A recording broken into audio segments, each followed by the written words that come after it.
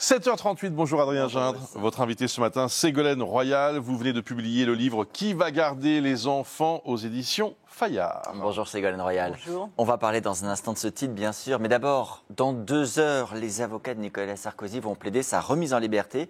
Cela fait 3 semaines que l'ancien chef de l'État est à la prison de la Santé. Il a été condamné, je le rappelle, en première instance pour association de malfaiteurs. Il a fait appel. Vous seriez choqué qu'il sorte de prison aujourd'hui ? Non, parce que je pense que c'est l'application tout à fait normale d'une certaine jurisprudence qui existe. De même que je n'ai pas été choquée qu'il soit incarcéré, puisqu'il y a eu quand même une atteinte grave aux intérêts de la nation, avec une négociation avec un État terroriste pour blanchir un terroriste qui a tué plusieurs dizaines de Français, notamment, et pas seulement des Français, mais plus de 170 personnes. Et qu'il a fait appel. Voilà, donc je dis qu'il faut un juste équilibre, et ça ne me choquerait en effet pas du tout. Ce que je souhaite, c'est que ensuite l'autorité judiciaire ne soit pas mise en cause par un ancien président de la République, et que personne ni ne s'acharne sur Nicolas Sarkozy, ni ne le disculpe ou le transforme en victime. Vous étiez face à lui au second tour de la présidentielle 2007, je le rappelle. Oui. Vous faites partie de ceux qui lui ont adressé un mot avant ou pendant sa détention ? Non, je n'ai pas adressé de mots. Je pense qu'il était entouré. Mais ce que je voudrais dire, puisque vous évoquez de 2007, c'est vrai que du coup, il y a eu tricherie pendant cette campagne présidentielle. Tout le monde voyait d'ailleurs... Il y a eu, tricherie. Tricherie, il y a eu tricherie financière. Tout le monde a vu les inégalités de moyens déployés pendant cette campagne, ce que d'ailleurs le jugement a admis et a démontré. Et finalement, quand on regarde les choses, la meilleure sanction, ça aurait été quoi ? Si ça avait été théoriquement possible, ça aurait été l'inversion des résultats, finalement, si je peux me permettre. C'est-à-dire que vous auriez dû être élu a posteriori ? Voilà. L'inversion des résultats, c'est matériellement pas possible. Je ne veux pas rappeler un mauvais souvenir, Madame Royal. Mais ça aurait été une meilleure sanction que la prison, finalement. Je ne veux pas rappeler un mauvais souvenir, mais vous vous souvenez de l'écart ?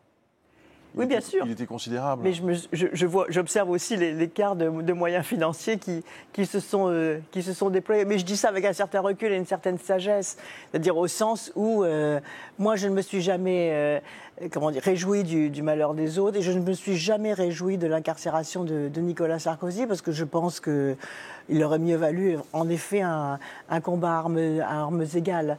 Parlons également, Ségolène Royal, de ce qui va occuper l'actualité politique cette semaine. C'est bien sûr la suite du débat à l'Assemblée sur le budget de la sécurité sociale en particulier. Ce week-end, le volet recettes du texte a été adopté, avec les voix notamment des socialistes. Mercredi, c'est la suspension de la réforme des retraites qui va être examinée. Est-ce que, de votre point de vue, le PS a raison dans sa stratégie de négociation avec le gouvernement Lecornu ? Je pense que les gens attendent que le gouvernement passe à la concrétisation et à la résolution des problèmes concrets qui se posent aux Français.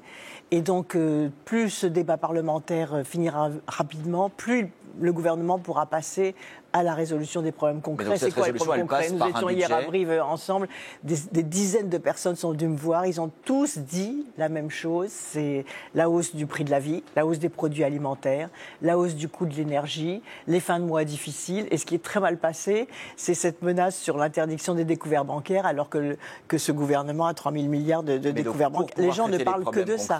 Il faut bien un budget, donc vous dites que les socialistes ont raison de négocier, ils sont très critiqués notamment par les insoumis.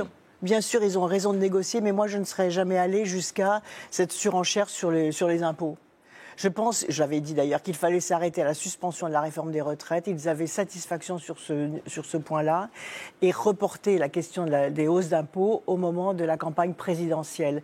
Parce que là, on sent une inquiétude, un stress dans les entreprises par rapport à cette course à la fiscalité qui n'est pas stabilisée d'ailleurs. Et donc, il y a un refroidissement de la situation économique qui est dommageable pour l'emploi en particulier. Dans votre livre, vous dites l'action politique a perdu sa légitimité. Qu'est-ce qui aujourd'hui pourrait lui en redonner ? Par exemple, sur la question des retraites, est-ce qu'il faudrait un référendum ? Est-ce que pour les prochaines législatives, il faudrait la proportionnelle ? Est-ce qu'il y a des mesures institutionnelles qui permettraient de faire respirer la vie démocratique ?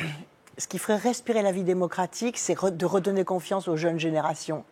Vous voyez, ce livre, c'est qui va garder les enfants, c'est au sens, mais qui va apaiser l'anxiété des jeunes générations. Alors je rappelle que c'est aussi un clin d'œil aux critiques qui vous étaient faites quand vous êtes lancé dans la campagne présidentielle. Voilà, parce que c'était une attaque qui consistait à dire mais finalement l'amour maternel n'a aucun sens, ça sert à rien de faire du bien aux enfants et de s'occuper d'eux. Mais si, et aujourd'hui on voit l'anxiété de la nouvelle génération qui se traduit d'ailleurs par un effondrement de la natalité.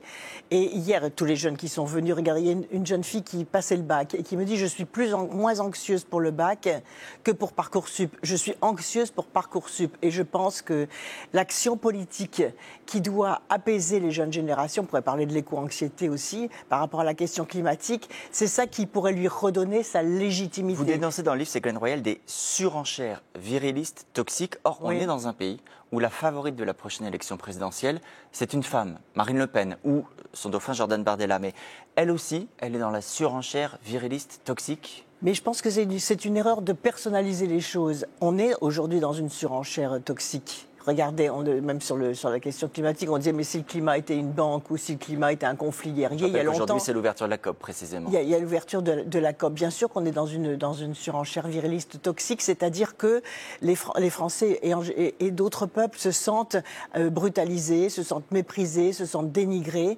Et si vous ne redonnez pas confiance, non seulement au peuple français, mais aussi à la nouvelle génération, comme je le dis, à ce moment-là, comment imaginer l'avenir? Comment être serein dans l'avenir? Alors que des solutions existent. Et pour reprendre la question du climat, c'est à la fois un problème, on le voit, vous l'avez montré dans vos reportages, mais c'est aussi une solution positive. Vous voyez, si on s'empoignait à pleine main la question climatique, on investirait dans les économies d'énergie, dans les énergies renouvelables, dans l'isolation des bâtiments, on relancerait le bâtiment, on créerait des emplois, dans la question de la protection des forêts, dans la question agricole aussi et on n'irait pas en pleine COP faire une alliance avec le Mercosur pour importer de la viande venue de l'autre bout de la planète avec des conditions sanitaires déplorables. Accord de libre-échange avec certains pays d'Amérique du Sud. Vous voyez, il faut faire... L'action politique, elle est légitime aussi que lorsqu'elle est cohérente. Quand vous dites Ségolène Royal, il est peut-être temps d'avoir une mère de la nation dans votre livre. Est-ce que c'est une manière de dire pourquoi pas moi en 2027 ? Parce que c'est pas personnalisé, mais je veux dire par là que c'est la valeur fondamentale. Mais vous serez candidate On verra. Pourquoi pas? On verra. On verra en fonction du contexte, on verra par rapport, en effet, à ce qui est porté ou ce qui n'est pas porté dans les enjeux par rapport à l'avenir de la nouvelle génération. Mais aujourd'hui, Marine Tondelier, qui est la seule femme de gauche déclarée, patronne des écologistes, ça ferait une bonne candidate, ça ferait une bonne mère de la nation? Je pense qu'on n'est pas encore dans cette course à qui est bon, qui n'est pas bon. Je crois qu'il faut d'abord, et c'est ce que je fais dans ce livre, c'est-à-dire poser clairement les valeurs qui devraient porter la politique d'aujourd'hui et la politique de demain. Et ces valeurs de la politique d'aujourd'hui sont des valeurs de protection, de transmission, de faire grandir, d'émanciper, de donner l'accès à la beauté, de protéger contre toutes les formes de violence, de protéger contre les abus sexuels. Et c'est cet inventaire, au fond, des exigences que devrait porter la politique pour que la génération qui vient ait envie à la fois de rentrer dans ce monde, de transmettre la vie à son tour et de modeler le monde qui vient à sa façon. Merci beaucoup Ségolène Royal. Vous publiez Qui va garder les enfants? C'est chez Fayard. Merci Adrien. On va se retrouver dans quelques